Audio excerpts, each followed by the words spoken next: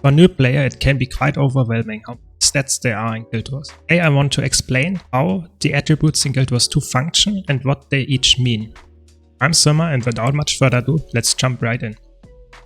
So if you press H, you open your hero panel, and if you go then to equipment, you see something like this.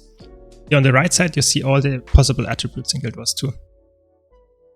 So you have on top the power. What does power mean? Power increases the damage your attacks do when you strike an enemy with it.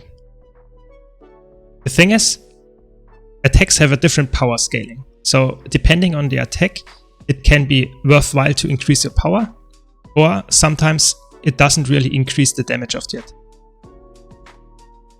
This is a rather complicated thing. Some attacks are better to use power on, some attacks are more condition focused. We get to that later. But in general, more power means more damage. And right from this, you have a specific attribute to your class. Now I'm an elementalist, and therefore I have this attunement recharge rate. I can get this by using traits. If you are something different, for example Mesmer, you will get their shatter recharge rate or something. It's not increasable by your gear. And we have toughness. Toughness increases your armor. What does it mean?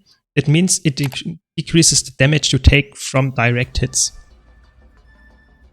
Armor is just the, let's say, cumulative defense of your really used armor and the stat toughness. So if I'm an elementalist, I have the light armor. I'm of the light armor class, as well as the necromancer and the mesmer. They are all light. Ranger, a thief, and engineer are medium armor class. They have increased base armor just by being this class. Therefore, they have baseline decreased incoming damage. And heavy armor classes like warrior, guardian, and revenant have even higher armor baseline. All classes can increase their armor by having toughness index. So then this increases the armor and the incoming damage, but will be reduced. That's how it works. And we have vitality. Vitality works different as armor. It increases your health pool. So armor is decreasing the hit you take from an attack. So if you have higher armor, you will not take 5k damage, but you will only take 3k damage, for example. Vitality works differently. Vitality increases your maximum health. But if you don't have any toughness, and someone has toughness, you might end up with getting the same amount of percentage of your health taken from you than the other guy. So how does this work? It increases your health pool, which is indicated here, right of the vitality, and a hit will still take some amount of damage away, depending on your toughness. If you increase your toughness and your vitality, you become tankier, really tankier. Vitality, on the other hand, is really good against something that is damage over time, because damage over time effect bypass toughness. So toughness will only work against direct hits. If you have, for example, some conditions on you, they will tick and bypass the toughness completely and will tick regarding your vitality only. And if you have higher vitality, they can tick more often before you die. That's how it works. And you have precision. Precision is increases the chance to critically strike an enemy with your attacks. Damage over time effects can't crit. So only attacks that deal direct damage to the enemy can crit.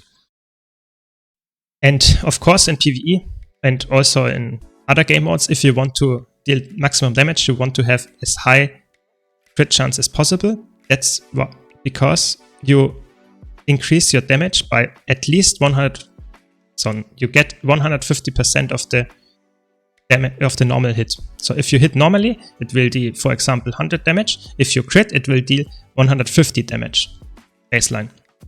If you then invest in ferocity as well, which increases your critical hit damage, so then a critical hit like I on this here will do almost 200% of the normal damage. So that's really important to know that power critical chance and critical damage increase the damage all the same. If you get up to 100%, critical chance doesn't do anything above that. But if you can go up to 300, even 400 if you can reach it, critical damage, and then it deals quite a lot of damage if you crit. So that's why power or direct damage needs 3 stats to be maximized.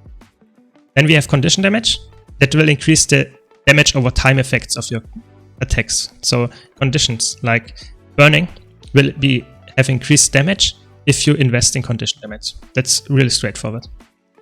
It will not affect direct damage from attacks. Then we have healing power. Healing power increases the healing all of your attacks get. So if your attacks will heal you, or your healing skill will heal you, it will be increased by healing power. Different attacks have different amount of scaling there. So it's really important to know that, for example, a really strong heal can be bad impacted by healing power, and a really bad heal can be really strong impacted by healing power. It depends on the skill itself. You can look that up in the Guild Wars 2 wiki. Then we have expertise. Expertise increases your condition duration. It's really straightforward. Condition, so a damage over time effect that you apply has a specific condition duration. If you increase it with expertise or other multipliers, the duration will be increased, and therefore the amount of time it ticks, and therefore the damage it does will be increased. So it's really important for condition damage builds that you have expertise or condition duration as well. Boon duration or concentration is really important because it increases the amount of boons, the duration of boons you apply. Boons are buffs, temporary buffs most of the time, that you apply to yourself or allies. If you increase it via concentration, the boon duration will go up. Like I have 45% boon duration.